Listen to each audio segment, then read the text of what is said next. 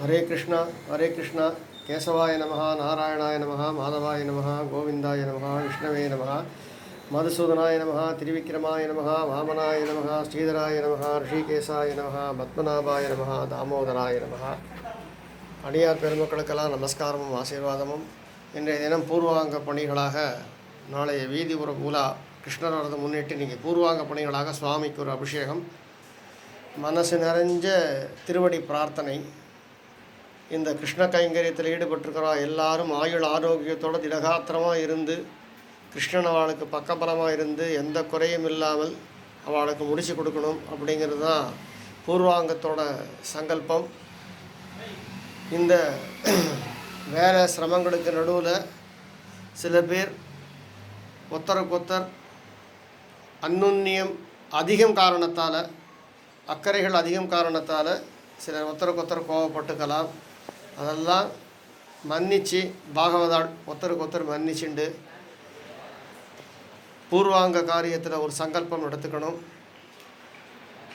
எல்லாரும் அன்பு, பரஸ்பரம் மரியாதை அப்படின்னு ஒரு கட்டுக்கோப்போட கிருஷ்ணனுடைய கட்டளையான விஷயங்களை மனசில் வச்சுண்டு கிருஷ்ணர்கிட்ட பக்தி செலுத்தணும்.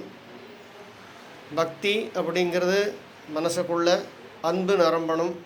அப்படி நிரம்பினா பக்தி தானாக வந்துடும். பக்தி தானாக வந்தால் நம்ம கண்ணன் திருவடியில் சேவை சாதிக்கிறதுக்கு ஒரு வாய்ப்பை கண்ணன் கொடுப்பான். கோவில் உள்ள கண்ணனுக்கு திருவடி வேலை செய்கிறதும் கோவில் வாசலில் பெருக்கி மூழ்கி கோலம் போடுறதும் ஒரே வேலை தான். அதில் எந்த விதமான வித்தியாசங்களும் கிடையாது. அதனால் பகவத் கைங்கரியம், பகவான் கைங்கரியம் அப்படின்னா அது பூரண பக்தி தான் அங்கே காரணமாக காட்டப்படுறது. நாராயணா நாராயணா நாராயணா. பகவத் கைங்கரியம் செய்வோம், பாகவாள் திருவடிகள் எல்லாத்தையும் சேவிப்போம். மின் விளக்கு இல்லாமல் எண்ணெய் விளக்கில் சுவாமியை தரிசனம் பண்ணணும் அப்படின்னு ஸ்ரீ ராமனடியார் அடிக்கடி ஆசைப்படுவார். அவருடைய ஆசைக்கு இணங்க இன்றைக்கி கிருஷ்ணனை முழுசாக எண்ணெய் தீபத்திலேயே சேவை சாதிக்கிற மாதிரி பண்ணியிருக்கோம். ஹரே கிருஷ்ணா ஹரே கிருஷ்ணா ஹரே கிருஷ்ணா.